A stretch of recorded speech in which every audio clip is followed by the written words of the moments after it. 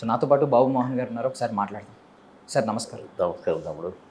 Sir first of all అంటే మీరు చాలామందితో మాట్లాడారు ఇప్పటికే, బట్ నేను ఒక మాట అడుగుతున్నాను. అంటే కోట శ్రీనివాసరావు గారు ఇక మన మధ్య ఉండరు, కొద్ది రోజుల్లో వెళ్ళిపోతారని మీకు ముందే తెలుసుంటే ఏం చేసేవారు సార్? ఏమీ చేయలేకపోయేవాళ్ళం. ఏం చేయగలుగుతాం? దేవుని ఆపవా 4 రోజులు అంటావా? చెప్పండి, అంటారా? అనలేం సార్. నీకు తెలుస్తుందా? తెలియదు. 4 రోజుల్లో పోతాడు, ఇంకొక 3 గంటలు ఉంటాడు, ఇంకా 15 నిమిషాలు ఏముంది, తెలుస్తుందా మీకు? తెలియదు సార్. ఎవరికి తెలియదు. దేవుడి లీల. పుట్టించడం ఆయనే, తీసుకుపోవడం ఆయనే. ఆయన స్విచ్ ఆఫ్ అంటే అంతే. 15 నవ్విండు, అందరితో ఉన్నాడు, బిడ్డలు వచ్చారు, మనవాళ్ళు వచ్చారు, మాట్లాడారు, నాతో మాట్లాడాడు, పడుకున్నాడు, పోయిండు. పొద్దున చూస్తే లేడు. కట్టి ఉంది, కట్టి అని సాయంత్రం కాలబెట్టారు. కాలబెట్టినాక ఎముకలు ఇంకా తీసుకుపోయి నిన్ననే అక్కడ కలిసింది. అదే లైఫ్. కనుక జరగక ముందు తెలిసింటే ఎవరికి తెలుస్తుంది? అంటే కొంచెం అనారోగ్య పాలయ్యారు, అనారోగ్యంతో ఉన్నాడు, ఇలా తెలుస్తూ ఉంటుంది కదా. అనారోగ్యంతో ఉన్నాడు కరెక్ట్. కానీ బాధపడుతూ పాపం 3 సంవత్సరాలు లేవలేక చాలా ఇబ్బంది పడుతూ ఉన్నాడు. కానీ ఆయన మరణం గురించి మీరు చాలా గొప్పగా చెప్పారు. అంటే ఇలాంటి మరణమే ఎవరికైనా రావాలి, సేవలు చేయించుకుంటూ మంచాన పడి ఇలాంటిది వద్దు, పడుకున్నామా పోయామా ఇలాగే ఉండాలి అని చెప్పి చాలా గొప్పగా చెప్పారు సార్. అందరితో తిట్టించుకొని ఈ అమ్మాయి నా ప్రాణానికి పడ్డాడు, వీడిని ముడ్డి గడగాల్సి వచ్చింది, మూతి గడగాల్సి వచ్చింది, పండు దోమాల్సి వచ్చింది, ఈ అమ్మాయి ఎన్నాళ్ళు నాయన ఈ చాకిరి అని మనల్ని ఈసడించుకోకముందే, అసహించుకోకముందే పోయిన జీవి ఎవరన్నా ఉంటే వాళ్ళు ధన్యజీవులు అని నేను అనుకుంటాను.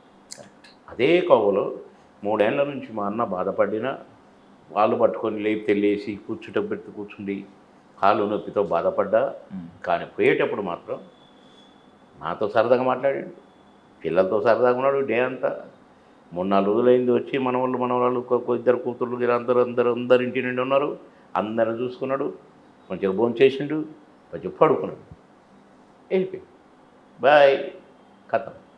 సుమారు 10 ఏళ్ళు తేడా ఉన్న మీ ఇద్దరి మధ్య మనసులు మాత్రం సేమ్ సార్. అంటే భలే మ్యాచ్ అయినాయి. అంటే కౌంటర్లో ఒకరి మీద ఒకరు వేసుకోవడం, ఆ సరదాలు, దేవుడు పెట్టిండు తమ్ముడు.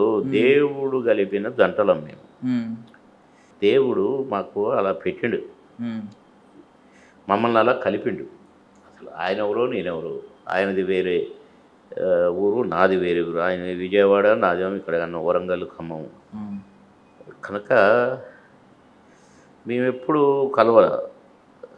ఆయన ప్రతిఘటనతో ఆయన స్టార్ అయ్యాడు, అంకుశంతో నేను స్టార్ అయినా.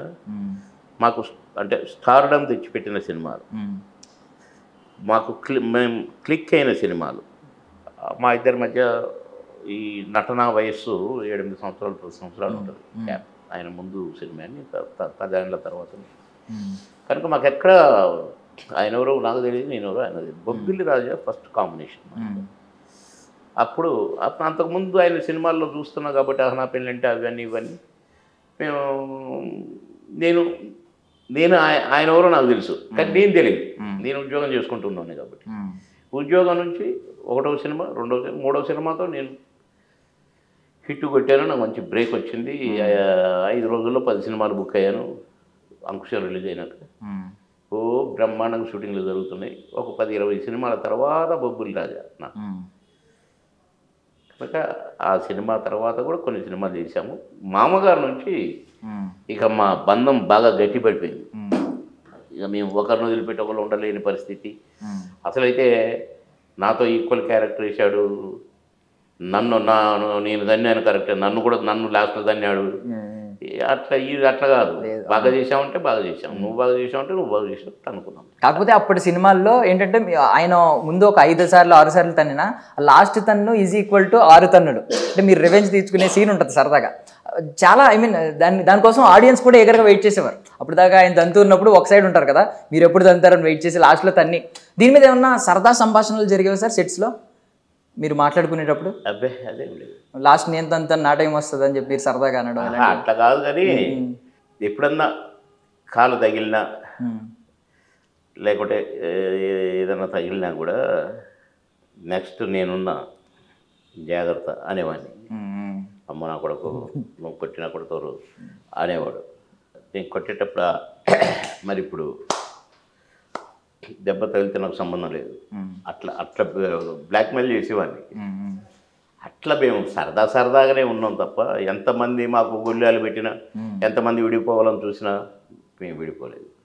చాలామంది మా జంట విడదీయాలని చూశారు, ఎవడి వల్ల కాలేదు. ఇప్పుడు RRR సినిమా వస్తే ఇప్పుడు అందరూ గొప్పగా చెప్పుకున్నారు సార్. యాక్చువల్లీ ఒక ద్వయం గురించి, ఒక డియో గురించి. మీ గురించి అప్పట్లో మీరిద్దరూ సినిమాలో ఉన్నారంటే డిస్ట్రిబ్యూటర్లు కూడా ఎగబడి కొనేవారు అని చెప్పి మేము వినేవాళ్ళం. సార్ ఏ సినిమాకి మీరు అది అంటే బలంగా వినిపించిన వార్త ఉంటుంది కదా సార్, అంటే మీరే వింటారు డిస్ట్రిబ్యూటర్లు ఎగబడ్డం, మీరు యాక్ట్ చేస్తున్నారు కలిసి అంటే ఏ సినిమాకి ఎక్కువ సార్? ప్రతి సినిమా మామగారి కా నుంచి ఉన్నారా అమ్మ ఏ ఫోటో ఉంది, ఉన్నాడు అంతే. అంతేగాని ఇది ఎక్కువ అది తక్కువ, దానికి కొన్నారు దీనికి అని లేదు, ఇది వద్దన్నారు, ఇవి లేవు మాకు. మామగారి నుంచి హిట్ పేరు హిట్ జంట అంతే. ఈ డైలాగ్ బాగుంది, ఈ డైలాగ్ బాగలేదు, ఇళ్ళ బాగా చేసారు, ఇళ్ళ బాగా చేయలేదు, అవి లేవు మాకు. ఎరగదీశారా, భలే చేశారు అంతే. అట్లే పట్టకపోయినాం.